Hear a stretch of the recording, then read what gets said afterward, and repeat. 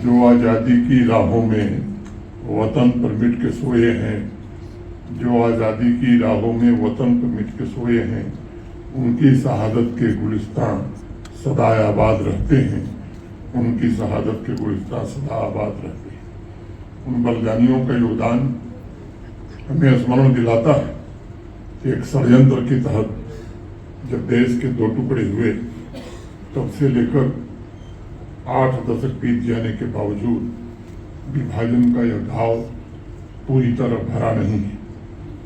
वह आज भी भारत की सामूहिक चेतना में एक ऐसी पीड़ा बनकर मौजूद है जिसे अनगिनत पीढ़ियां अपने भीतर ढोती चली आ रही हैं। मैं ये बात कह सकता हूँ कि मानव इतिहास की अनगिनत त्रासदियों के बीच भी ऐसी विभाजन जैसी व्यापक मानवीय यातना के उदाहरण दुनिया के इतिहास में बहुत कम मिलते हैं। इसलिए मैं मानता हूँ कि आज विभाजन विभीषिका स्मृति दिवस के दिन हम केवल अतीत को याद नहीं कर रहे हैं, बल्कि हम उन करोड़ों लोगों को आवाज दे रहे हैं जिनकी आवाज उनसे छीन ली गई थी। मैं ये बात आज कह सकता हूँ और दोहराना चाहता हूँ कि उनकी पीड़ा को हम इतिहास की धूल में दबने नहीं देंगे। उन्हें याद करना मानवता के प्रति कर्तव्य निभाना होगा। हम उनकी यादों को सहेज कर रखेंगे। उन्हें पूरी सच्चाई, ईमानदारी और पूरी संवेदना के साथ याद रखना ही मुझे लगता है कि उनके प्रति सबसे पवित्र श्रद्धांजलि है। मैं भारत के आदरणीय प्रधानमंत्री श्री नरेंद्र मोदी जी को इस बात के लिए हृदय से आभार व्यक्त करना चाहता हूँ कि जो काम बहुत पहले होना चाहिए था वो उन्होंने 14 अगस्त को विभाजन स्मृति दिवस मनाने का फैसला किया। मैं मानता हूं कि उनकी गाथाएं हमारी राष्ट्रीय चेतना का अमिट अध्याय है। उनका त्याग मां भारती की आत्मा में सदैव ही जीवंत रहेगी।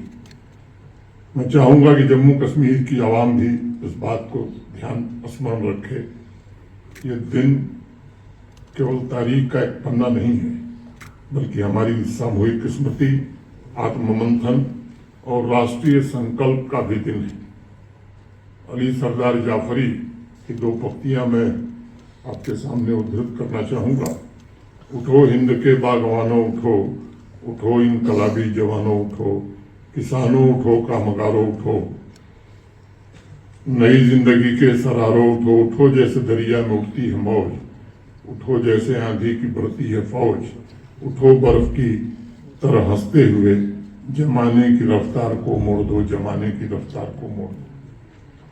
खासतौर से हमारी नई पीढ़ी को यह जानना बड़ा जरूरी है कि 1947 में जब भारत ने स्वतंत्रता का स्वर्णिम प्रभात देखा था, उसी क्षण हमारी सभ्यता ने दुनिया की सबसे भीषण त्रासदी का भी सामना किया था। देश का विभाजन केवल भौगोलिक सीमाओं का परिवर्तन नहीं था, बल्कि वो असंख्य परिवारों के बिखरने, अनेक समुदायों के उजड़ने और मानवता की पीड़ा का एक ऐसा अध्याय था जिसकी वेदना आज भी अनेक लोगों के दिल में जीवित है।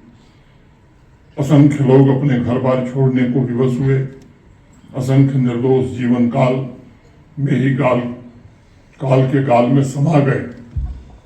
हिंसा, विस्थापन तथा विरह की अमिट पीड़ा ने पीढ़ियों को झकझोर दिया। आज का यह दिवस अतीत की उस पीड़ा को स्वीकार करते हुए शांति, सद्भाव और राष्ट्रीय एकता के प्रति अपने अटूट संकल्प को पुनः दृढ़ करने का अवसर है। आज का दिन हमें स्मरण कराता है कि इतिहास की सीख ही भविष्य को सुरक्षित और मानवीय बना सकती है। और जफर मलिहाबादी ने लिखा भी था कि वतन के जानिसार हैं, वतन के काम आएंगे, हम इस जमीन को एक रोज आसमां बनाएंगे। समाज के हर एक वर्ग को ये जानना जरूरी है कि भारतवर्ष के विभाजन के वक्त पाकिस्तान से आ रही ट्रेनों में इंसानों की लाशें थी। बच्चे, महिलाओं, पुरुषों और हमारी बेटियों को मानवता के दरिंदों ने बेरहमी से कत्ल कर दिया था। किंतु इस अथाह पीड़ा के बीच भारतीय समाज की अद्भुत जीविका भी उतनी ही प्रखर और उज्जवल होकर सामने आई।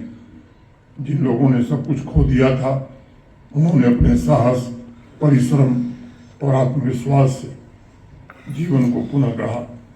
अनेक शरणार्थियों ने भारतवर्ष की कई बंजर भूमि को समृद्ध बस्तियों में बदल दिया। अभी जो वृत्त चित्र हम सब ने देखा है, उससे स्पष्ट रूप से हमें सबक मिला है। विस्थापित परिवार अपने साथ लोक भाषा, संस्कृति, परंपराएं और जीवन मूल्य लेकर आए। उनका संघर्ष हमें यह विश्वास दिलाता है कि परिस्थितियां चाहे जितनी भी विषम क्यों न हो, मानव आत्मा का साहस हर अंधकार पर विजय प्राप्त कर सकता है। और इसीलिए किसी ने कहा कि वतन की रेत पर हमें एड़ियां रगड़ने दो, हमें यकीन है पानी यहीं से निकलेगा। जम्मू कश्मीर की पवित्र धरती पर विभाजन विभीषिका स्मृति दिवस विशेष संवेदनशील और गहन अर्थ रखता है। विभाजन की विभीषिका ने इस क्षेत्र को बहुत ही व्यापक रूप से प्रभावित किया था। विभाजन ने परिवारों को बांट दिया, अनेक समुदायों को अपने पैतृक घरों से विस्थापित कर दिया और पाकिस्तान अधिकृत जम्मू कश्मीर से आए विस्थापितों तथा पश्चिमी पाकिस्तान से आए शरणार्थियों ने इसी भूमि पर आश्रय, सम्मान और नए जीवन की तलाश प्रारंभ की थी। उन्होंने भी ऐसी यातनाएं झेली जिन्हें शब्दों में समेटना पूरी तरह मुश्किल है। जो लोग उस भयावह यात्रा को जीवित पार कर यहाँ शरण की उम्मीद में पहुंचे थे, उन्हें करुणा और अपनापन यहाँ के समाज ने तो दिया, लेकिन लंबे समय तक उन्हें भेदभाव का शिकार होना पड़ा। लंबे समय तक उन शरणार्थियों को दोयम दर्जे का नागरिक बनाकर रखा गया। देश के दूसरे हिस्सों में जो लोग गए, तो हमारे दो प्रधानमंत्री उन्हीं में से बने, डॉक्टर मनमोहन सिंह और इंद्र कुमार गुजराल जी। भारत के उप प्रधानमंत्री श्री लाल कृष्ण आडवाणी, ऐसे अनेक लोग बने।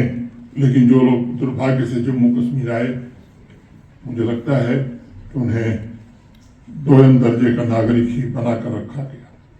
2019 के ऐतिहासिक 5 अगस्त 2019 के ऐतिहासिक फैसले के बाद देश की संसद ने उन लोगों को भी राजनीतिक अधिकार, भूमि का मालिकाना हक प्रदान करने में मदद की।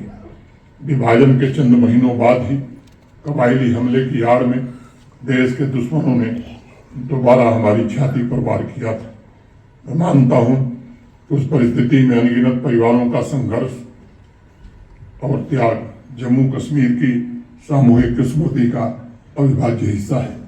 चाहे वो मकबूल शेरवानी हो, अनेक ऐसे महान लोग हैं, यहाँ के सामान्य नागरिकों ने भी उसमें बढ़ चढ़ करके हिस्सा लिया था। सामाजिक, सांस्कृतिक और आर्थिक विकास में आज इन लोगों का योगदान राष्ट्र निर्माण की उस जीवंत गाथा का प्रमाण बनता जा रहा है, जो विपरीत परिस्थितियों में भी कभी रुके नहीं, कभी झुके नहीं। मैं आज उन सभी परिवारों के धैर्य, परिश्रम और अटूट राष्ट्र निष्ठा को विनम्र श्रद्धांजलि अर्पित करता हूँ। मैं जम्मू कश्मीर के संस्कृति विभाग को विशेष रूप से बधाई देना चाहता हूँ, जिन्होंने पूरे संघ राज्य क्षेत्र में विभाजन विभीषिका स्मृति दिवस के अवसर पर विविध कार्यक्रमों का आयोजन कर पाए हैं और ये सुनिश्चित करने की कोशिश की है कि विभाजन की स्मृति समाज के प्रत्येक वर्ग तक पहुँचे। मैं जम्मू कश्मीर के नौजवानों से विशेष रूप से कहना चाहता हूँ, विभाजन आपके लिए इतिहास की एक घटना मात्र नहीं है, बल्कि यह उन लाखों परिवारों की जीवित स्मृति है जिनकी विरासत आपके हाथों में है और इसे आपको आगे बढ़ाना है। उनके अनुभवों से आपको सीखना है। विभाजन, वैमनस्य और सांप्रदायिकता के दुष्परिणामों को जिन लोगों ने झेला, उसे आपको समझना है तथा एकता, बंधुत्व और शांतिपूर्ण सहअस्तित्व के मूल्यों को अपने जीवन का आधार बनाना है। जम्मू कश्मीर के नौजवानों को यह सुनिश्चित करना होगा कि अतीत की भूलें भविष्य में कभी भी न दोहराई जाएं। जहां कभी दीवारें खड़ी की गई थीं, वहां आपको विश्वास का सेतु, ब्रिज बनाना होगा। एक ऐसे विकसित भारत और एक ऐसे विकसित जम्मू कश्मीर का निर्माण करना होगा जो समावेशी हो, सशक्त हो और अखंड हो। आज विभाजन विभीषिका स्मृति दिवस पर हमें पुनः ये संकल्प लेना होगा कि हम शांति, सामाजिक सद्भाव और राष्ट्रीय एकीकरण के प्रति अपनी प्रतिबद्धता को आज और अधिक सुदृढ़ करते हैं। जिन लोगों ने विभाजन की पीड़ा झेली है, सही है, उनके प्रति हमारी सच्ची श्रद्धांजलि यही होगी कि हम भविष्य में ऐसा भारत बनाएं जहां किसी भी नागरिक को घृणा, हिंसा या विस्थापन का भय न हो।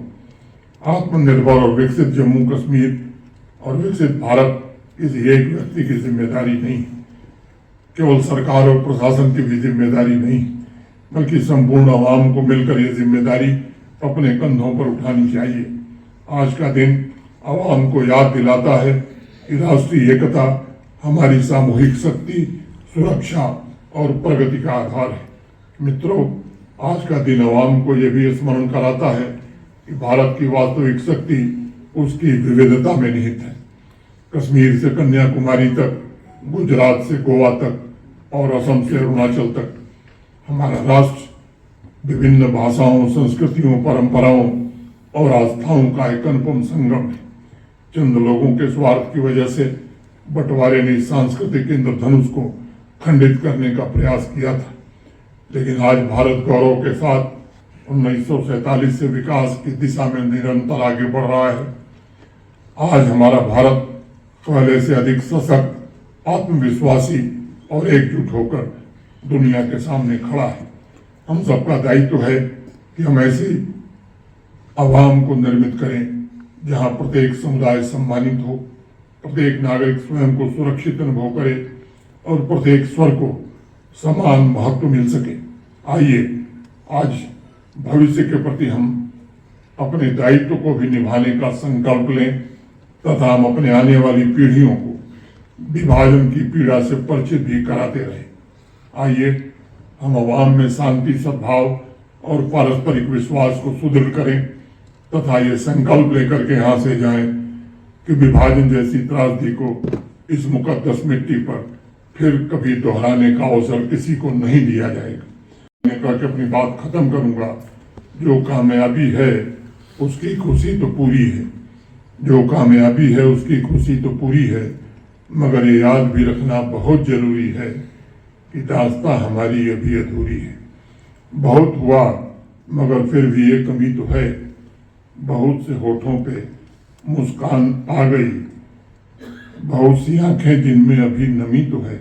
ये कौन है कि जो यादों में चरखा काटता है? ये कौन है जो हमें आज भी बताता है वादा खुद से निभाना हमें अगर अपना, तो कारवां नहीं रुक पाए भूल कर अपना, थोड़ी दूर अभी सपनों का नगर अपना, मुसाफिरों अभी बाकी है कुछ सफर अपना, मुसाफिरों अभी बाकी है कुछ सफर अपना। बहुत बहुत धन्यवाद। जय हिंद, जय भारत।